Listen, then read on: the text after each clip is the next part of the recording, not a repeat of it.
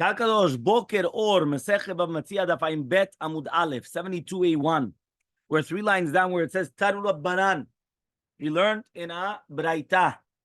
Tanu Rabbanan Yisrael Shelava Maot Min Anochri Beribit. A Yisrael that borrows money from the Goy Beribit. Uskafan Alav Milve. And what happens is he put everything on him like a new halva'ah. Okay? Venitgayer. And then he was mitgayer. Im kodem shenitgayer zakfan alav b'milveh. If before he converted, he put it as a loan, govet hakeren v'govet rabit. He could collect everything. Im la'achar shenitgayer zakfan alav b'milveh. But if it was after he was mitgayer, he put it as an interest. Govet hakeren v'no govet rabit. He could only collect the principal and not the rabit. V'chen nochri. The same halacha would apply to a nochri. Shelava maot miyisrael b'ribit. Uskafan alav b'milveh nitgayer. If before the conversion he went and he put it right as a milveh, govet hakeren v'govet rabit, he could collect both. But if it's once he's already mitgayer zakvan alav b'milveh, govet hakeren v'no govet rabit. He's only going to be govet hakeren, not rabit. So let me explain outside so that way you guys understand. One more time. Obviously, a Jew is not allowed to collect and not allowed to pay rabit. To a goy, you're allowed to. Correct? So. Right? The goy embaya, right? So now what happens is so vice versa as well. So now 1 second. So what happened is that the Jew borrowed money from a goy.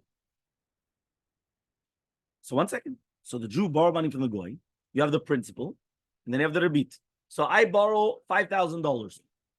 Yeah. So he tells me, okay, fine, but there's going to be $500 of rabit. So there's $5,000 and $500. How much is the principal? 5,000. How much is the rabit? 500.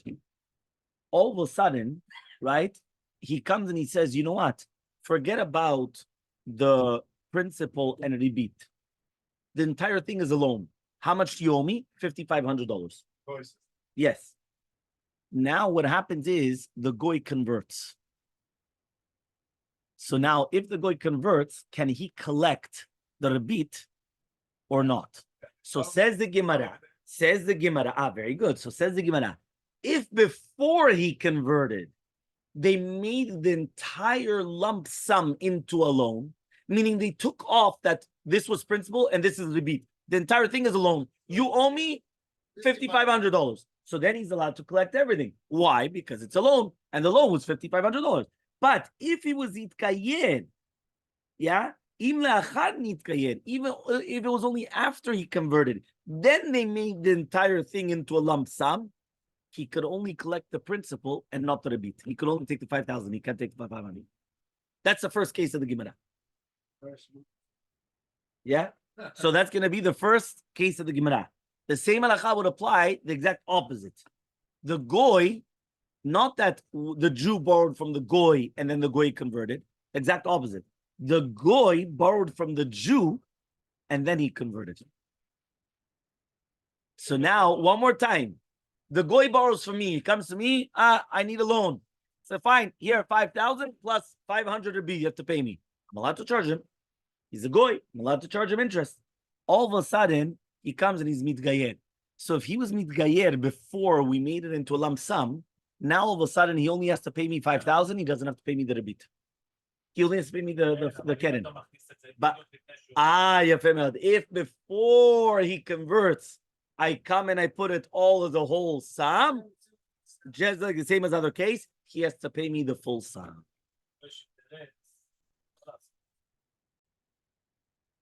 Rabbi Yosef comes and he says, Nochri shelava maot miyisrael b'ribit. When you have a goy that he borrows money from Yisrael b'ribit, ben kach u ben kach, doesn't matter what the case was, govet hakeren v'govet rabit. You could always collect it, because since he was a goy that he borrowed it, and now he's mitkayer, what does that help? At the end of the day, the chiyuv, the Gemara is going to explain why. The Amar Rava, Amar Rav Chasta, Amar Rav Huna, says Rav Chasta, the name of Rav Huna, halacha zak Rabbi Yosef. So Amar Rava, what's the reason of Rabbi Yosef? Exactly for what Rafi just said. So that's for the money. Exactly. Meaning, in order that people shouldn't just say that he had an interest why he converted, he still has to pay the interest. Mind the pun. You're getting smart. More smarter than you. Exactly. So you still have to do it. Why? We don't want to put a motzi la'az ala gerut shelcha. Okay? Tanu Rabbanan. We learned to the Braita. Shtar shekatuv bo rebit. A document that's written, ribit, consinoto, we're going to give a knas, you don't collect nada. So imagine, you come and you show me a document, and it's written, a document, Jew to a Jew, and a ribit. So you know what? You can't collect nothing, not even the principal. No, that's what Rabbi Mead says. These are the words of Rabbi Mead. Chachamim say, no. You can collect the keren, but you don't collect the ribit. What is the machlok between them exactly? Rabbi Mead says, we're going to be knas the ter because of the yisur. For the Rabbanan hold no consider netera mishum yisur. We're not going to be kones the yisur, right? Because of this. Okay, makes sense until now or not? Yeah. Let's see. So Tanan Hatam, we learned in the right over there. We learned over there in the Mishnah. Shtarei chov mugdamin. When you have a shtar chov which is mugdam, it's going to be psulin. The mucharin is going to be ksherin. Everyone understood the difference between them. A shtar chov always has a date. What's a shtar chov? Yomi money. Has a date. What happens if I predated it? The day is today. What day is it today? Today is May 10th, 2nd of Iyar. And what we do is that we write down it was on the 1st of Nisan. It's going to be pasul. What that's called shtarei chov mukdamin. Mukdam. I predated it. Why is it going to be pasul? Because if in between I came and I sold the property to David, all of a sudden you come to David, you show him, he owes me money, give it back to me. He's going to be motzima lukuchot. So therefore, that's why it's pasul. It's called, right? It's called shtarei chov mukdamin. It's what? You're gonna take it out of the guy's property. I sold you a field on the 10th of Nisan. Right? I came and I borrowed money from Rafi on the 1st of Iyar. But we wrote down the 1st of Nisan. So you borrowed 1 month after you sold. In the middle of the month, I sold it to you. But I borrowed 2 weeks after I sold it to you. 3 weeks after I sold it to you. But they predated it to 2 weeks before I sold it to you. That's what they just predated it. You borrowed the money and you gave the field as a collateral? No, even without that. But the field is going to become is going to be a lien because once I've got a document and it was written the 1st of Nisan, I go to you, I say, by the way, David, he sold you a field. The field's mine. Why? It says here 1st of Nisan. And the truth is though that the chov only happened on the 1st of Iyar. It was already after I sold it to you. So technically, you should be able to keep the field. But since I predated it, so now I can take it away from you. So that's called shtarei chov mukdamim is psulin. It's pasul. Why? Because it's going to give you're changing this exactly.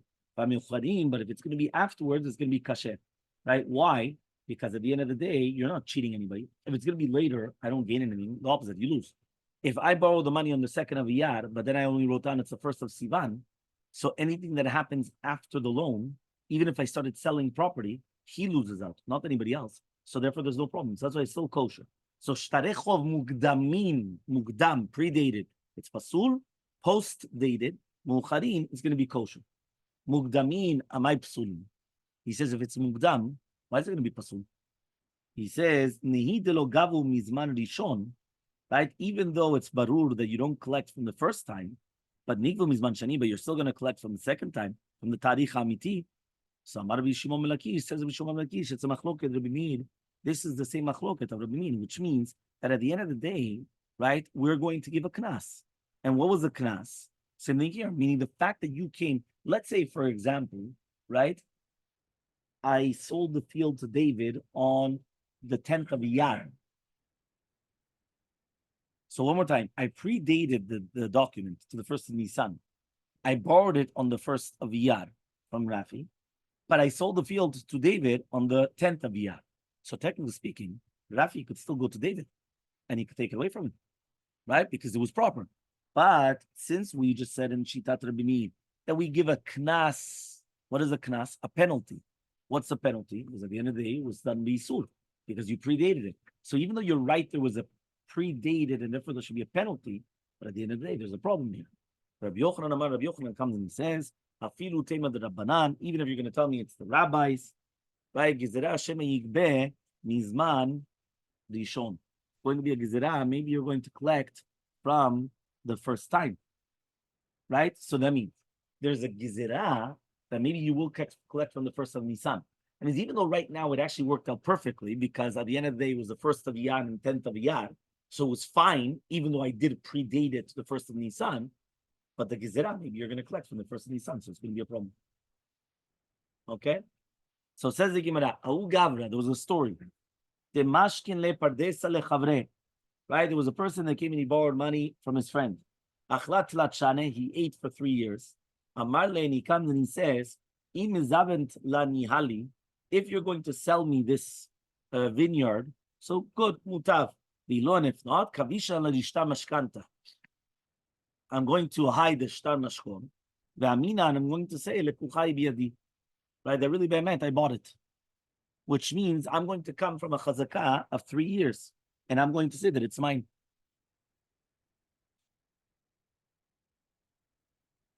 Yeah, you understood what happened? One more time. He gave it to him as a mashkon, and he already ate the 3 years. So he comes and he tells him, you know what? I want you to sell it to me. I want you to sell it. Yes. The guy comes and says, I don't want. He says, okay, let's play hardball. No, let's play hardball. You know what the hardball is? No, it's already by me for a lien. Because you give it to me as a mashkin. Yeah, but I tell you, you know what? Very, very simple. I have a shtar mashkon, correct? I'm going to hide it. I go to Beddin. I say, listen, I've been eating here for 3 years. I bought it. I have a chazakah for 3 years. That's it. He wins. Didn't they make the agreement for he have it for 3 years? Of course. But there was a shtar mashkon. He hides the shtar mashkon. No. That's the way it is. There's never also. Receipt. There's no receipt now. We have a contract. So he comes and he says, listen, you've got a choice. Either I hide the document and then I'm going to say that I bought it and I'm here for 3 years, right? So Azal, so the Love comes of the Balakerim, right? And what he did is that he went and he bought it.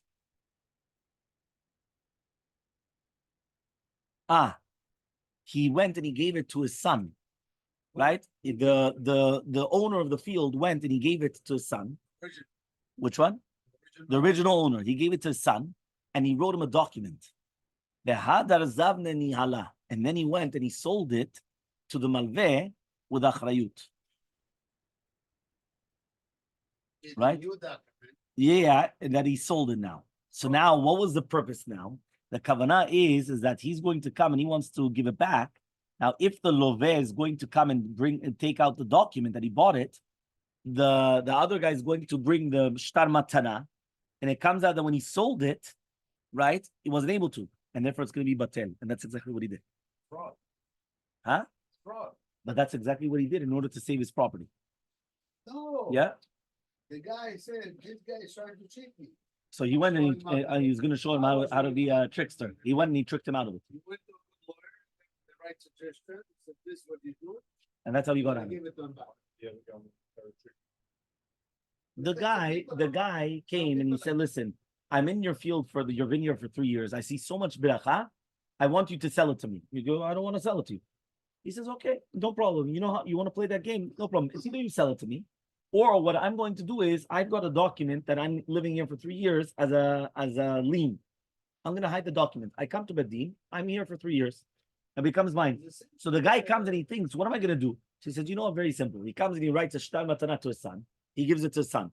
Then afterwards, he comes and he sells it to the guy, right? And then afterwards, when the guy comes and he pulls out the paper of the shtar mechira, now the guy pulls out the paper of the shtar matana. Shtar matana happened before the mechira. The mechira's batel. Come on. And now the guy doesn't have the chazakah of the 3 years in the field. So now the guy lost out. Yeah, he gives it back to him, but he never wanted it. Yeah, he gives it back to him, but it doesn't matter.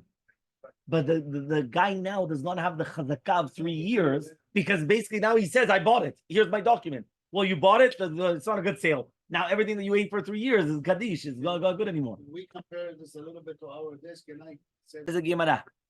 He says the mecher for sure is not going to be considered a sale, right? Zuze kemin vebishtar.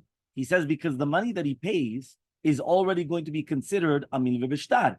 וגובה מנכסים משובדים. So he's going to collect from נכסים משובדים. Or Dilmar, maybe it's a mil ve'al peh dam. Maybe it's considered mil ve'al peh, and therefore it's not going to collect from נכסים משובדים. So basically what he comes and he says, how do we judge this case? The sale the Malve did for sure is not a good sale. Right? Why? Because he already gave it as a present beforehand. But to do the money that the guy paid, right? What is that considered? Right? And now he's coming and he's saying, listen, I've got the achrayut. Is that a milve bishtar? And therefore he could collect from the nechasim shubadim, which means he could collect from the son, even though he gave it to the son beforehand. Or is it like a milve al peh? If it's a milve al peh, he can't collect from properties that have a lien, and therefore he can't take it from the son. The question is, what the sale for sure is not a good sale, but since he bought it with an achrayut, what is this money now? Is this money like a milve bishtar or milve al peh? So Amar Abaye says, "V'lava inu Rabbi Yosef." That's like Rabbi Yosef. Ravasi, sorry. The Amar Ravasi says Ravasi. I'm bet amubet 72b. Modeh bishtar sheketavo. Right? If a person is going to be modeh bishtar that he wrote it and he says that it's not mezuyaf, eno tzarich lekayemo. You don't need to be mekayim the shtar.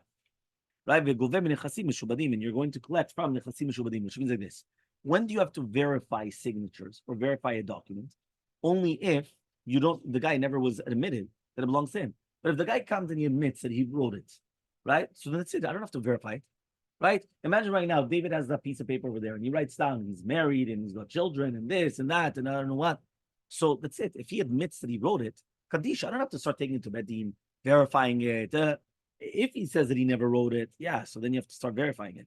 But if not, you don't have to verify it. And you do collect from the Nechasim Mishubadim. So you see from here that even a shtar, which does not have tokef mi'ikar but it's not mikuyam, it's not verified, still, it's like a shtar chov that was not paid back, and you could collect from the nechasim shubadim. So you should be able to collect from the son, even though the matana preceded the sale. You should be able to collect it. So Amale Rava comes and he says, Midami, can you compare the both cases? Hatam nitan likatev, ve'hacha lo nitan likatev. He says, over there, the case of Ravasi, it was a shtar that was supposed to be written. And therefore, that's why it's got tokif, it's valid. Here in the case of the Kerem, where he basically sold it after he gave it as a present, you can't write it from the beginning.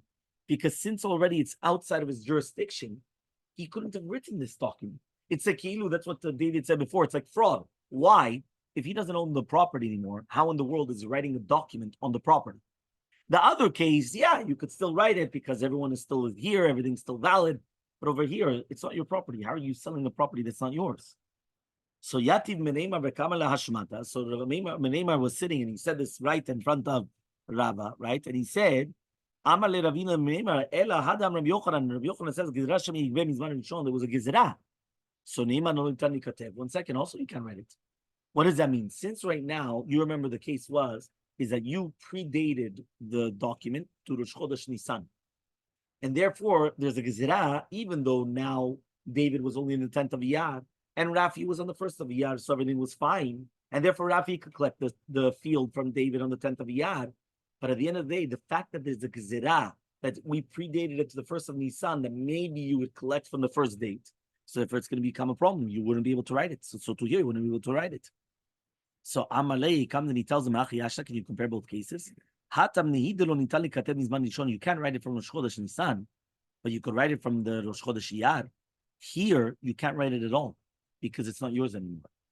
Meaning, the second that you gave this field to your son as a present, you can't write a document. So what are you comparing both cases? Elahadatanya, but there was another question, right? L'shevach karkaot keitza. What do you do about shevach karkaot? What does that mean? הרי גזל שדה מחברו ומכרה לאחר והשביחה. הרי יוצא מתחת ידו. Imagine right now you steal a friend's field and you sold it. The guy buys it. He doesn't know it's stolen. And he starts investing. He starts renovations. He starts this. And all of a sudden you come and you say, by the way, this field was stolen. Now, but you just appreciated you invested money into the property. Yeah, so what are you going to do then? So he says, he's going to take it away. As keshu goveh, when he's going to get the money. Yeah, for sure. So he says, when you're going to collect the money. Yeah. Yeah. He says, when you're going to come and collect the money from the Gazlan, goveh ta keren minechasim meshubadim. you're going to collect it from Nechasim Mishubadim. B'shevach goveh minechasim minechorim.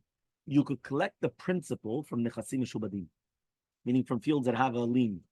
But the depreciation, the shevach, only Nechasim minechorim.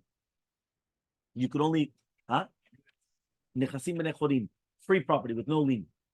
Meaning, one more time, the principle of what you bought, that you could collect from the gazlan, you could collect from the thief, you could collect from any property.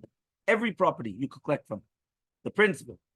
But that which you invested, the appreciation, only that when it went up in, only from the chasim and echorim, from properties that are free of a lien. Okay?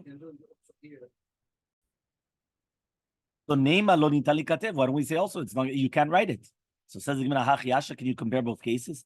Hatam lemanda amar. There, according to the manda amar, shenicha lev de lo nikre gazlana. Right? He doesn't want to be called a gazlan. Now a person wants to be truthful in his words. So he's going to be mefayes the balasadeh umukim l'shtareh, and then he gets the document. Hacha over here though, lavrucha mineka mechaven. He has kavanah to run away from him. So shtara mekayim le. So therefore, he says he's going to be mekayim the shtar. So therefore, obviously, he's not going to be mekayim the shtar. For sure, he doesn't want to do that. So because of that, if it's going to be written shelo yitkayim, so therefore it's a shtar shelo nital likatev, and it's a batel legamre. Says a Mishnah. Mishnah in Bet Amubet 72b says a Mishnah. Em poskin ala perot ad sheyitzeh hashar. You're not allowed to put a price on the fruits until the shar already comes out. What is the price of the fruits? Yatza hashar. Once the shar comes out, poskin, you are allowed to do it. Even though nobody has the fruits, actually, you're allowed to do it. Okay, because once the price comes out of the fruits, there's no problem. Hayat tchila lekotzrim. The first, the rishon that he was kotzeret tetvua, and now he's got he reaps the fruit, and now he's got a gadish, he's got this pile. Posekim ol gadish, you could actually pass it with him on the gadish, right? V'alavit shel anavim, or on the one that's taking all the wine. V'alamatan shel zatim, or on the first thing of the oil, right? Again, we're talking about obviously the grapes, and we're talking about the grapes and the olives for the oil, and the grapes for the wine. V'alabeitzim shel yotzer, or in the beitzim that's coming out from the when they're coming out from here, when it says here yotzer kli cheres. They're making like kidirot. So he says here, ve'alasid mishishkau b'kivshan, or also on the seed on the line. Once you put it into the furnace, you could do it on the fertilizer the entire year. Rabbi Yosef Omer,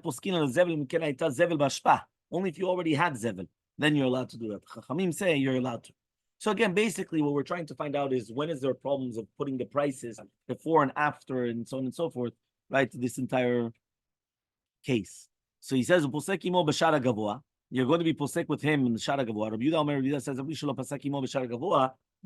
you could still say, tell me kaze or tell me maotai. Give me like this, or give me my money. Okay.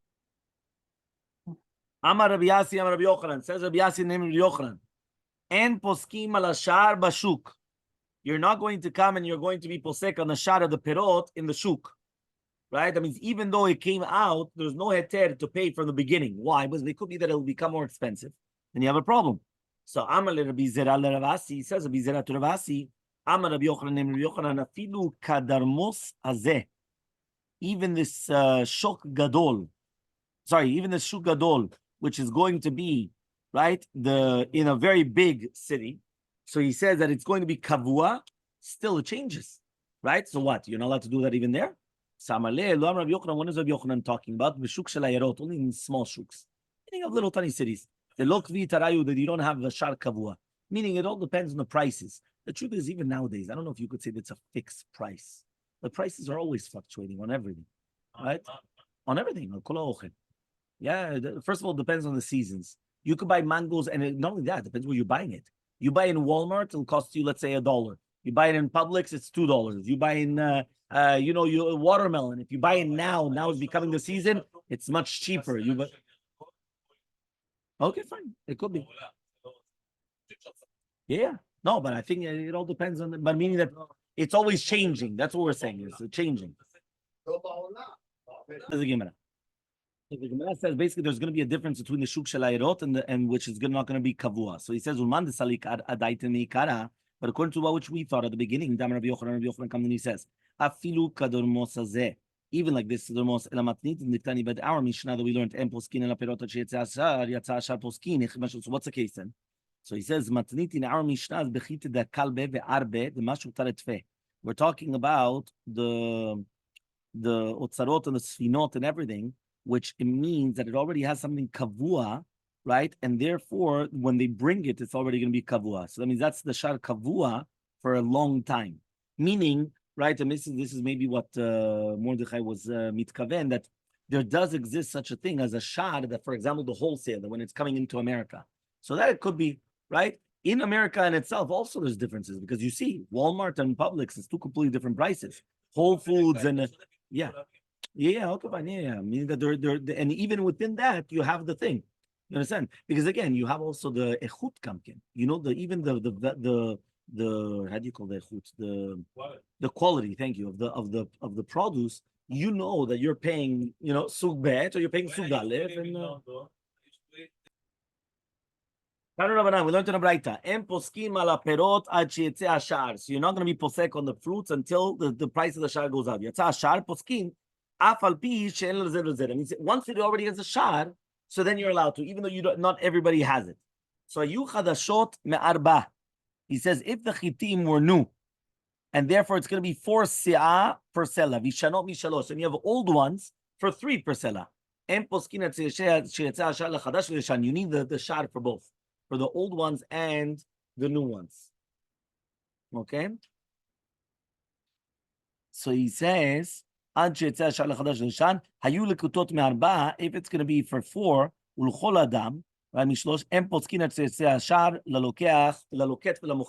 the one that's buying and the one that's selling it. Amar Rav Nachman, says Rav Nachman, poskin lekutot. This is the ones which are picking it, right? Keshara lekutot. Okay. So Amale Rava Rav Nachman, says Rava to Rav Nachman, Maishna loket di let le yazif mi loket chavre. Says 1 second. If one guy doesn't have enough, he's going to borrow from somebody else, right? Balabai nami yazif mi loket. You could also borrow. What does that mean? Many times it happens when people are on good terms, right? For example, I've got certain things and you've got certain things. When we're on good terms, I come and I say, Rafi, אני מוכר, בוא נגיד, לא יודע מה, איזה סוג של ספרים. You also have the sfarim, no? I need 5 of this one. Do you have? I'm selling my 10 of mine, but I need another 5. You send them 5 of yours. ואז משלמים לך. And so the same thing, meaning that if you don't have enough, he could come and get it from his friend. The same thing here. So Amar Leikam, he says, Balabait, Zira Beminta Lemitzu Milakot. It's a bizayon for him to borrow tvua from the loket, and therefore he's not going to do it. So it's not considered that yeshlo. That means one, even though it came out the price, it's not considered the yeshlo. And you can answer, Mandi Yaif Zuze, La Balabait, Apera Shapira Yaif. He says somebody that's giving money to the Balabait, he wants the good fruits. He doesn't want from the loket. He wants the good, like what he said, the good quality. He doesn't want anything else. You understand? That's what he wants. Fine. Next. Amar Rav Sheshat, says Rav Sheshat. Amar Rav Huna, says Rav Huna. En lovin. Yeah, he comes and he says this. He says, En lovin al shar shabashuk. You're not going to borrow from the shar which is in the shuk. So you're not allowed to borrow money in order that if you don't have the money, you're going to pay it back, and then you're going to pay back the fruits according to the shar of the shuk right now. Because again, since the fruits fluctuate, how are you going to do that? So Amaleh Rav Yosef bar Chamna Rav Sheshat, Amaleh Rav Yosef bar Rabbi Sheshat. Does Rav Huna actually say that? V'haba minem Rav Huna. They asked Rav Huna, Hanem ben Rav, the Yasser b'Tishri, u'pareh b'Tevet. There are certain bnei yeshiva. They borrow money in Tishri and then they pay it back in Tevet. Right? Shari leosi, is it permitted or prohibited? Amar lo, he says, Hachite behine. He says these are chitim in hini and these are chitim in shili. If he wants, they could pay it back and they could do it. So therefore, it's keilu that they do have it, and therefore it's mutar for them to do it. Now why? It's like certain people, they'll take the loan now and they'll only pay it back in 2 months because they know that's their season. For example, here in Miami, it's known that the restaurants are very slow in the summer. But in the winter, they make up for the entire year. Right now, no, but usually, many times in the summer, it used to be very, very quiet. So they knew that in the summer, they were like on survival mode. What do you mean survival mode? They would be on loans. And then when it gets the winter, they would pay back all their loans. And that's where they would make their money. Because that's when they knew that. So there are certain things that's what they do. That's what they did. They used to borrow the money, right? And they used to borrow it in Tishri and pay back in Tevet. That's what everything was growing. So Meikara Sava Ravuna and Lovin. So at the beginning, Ravuna thought you're not allowed to do that. Kevin the Shama Lehaba, once he heard that, what Rabbi Shmuel Barachia says in Emil Lazar, right? Lovin, that you can do it. So he said, yeah, you could do it also as well. There's no problem. Okay? V'Torah Banam, we learned also in a Braita. If you're going to take a chavila of schora from one place to another place, and you find your friend, and he tells him, give it to me. And I'm going to give it to you. Meaning like this, I take my product, and I'm going to take it to what he says. I'm going to come and I'm going to take it to Eretz Yisrael. And there I'm going to sell it for more. Yeah, what happens? I'm on the way to Eretz Yisrael. Mordechai finds me. He says, you know what?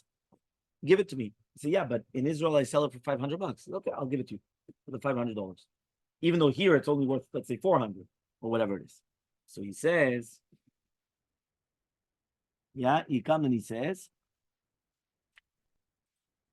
in such a case, beoto makom, he says, Birshuta mocher mutar, Birshuta lokeach asur. What does that mean? If it's going to be until it's going to be sold, he's allowed to do such a thing. That means even though he's taking the chavilah to a place where it's going to be cheaper, or whatever it is, and then afterwards it's going to become more expensive or other things like that, since the chavilah is still shayach to the mocher, so therefore the molich did not do anything, right? So it's not considered like, he borrowed the money until the mechira, whatever it is, right? He's like the shliach of the bala chavilah, and therefore he sold it at an expensive price. But if it's going to be in the reshut of the lokeach, of the molich, that he accepted upon himself the achrayut, which means that if it gets lost or stolen, he has to pay for it, so then he's not allowed to do it, because then it becomes like a loan.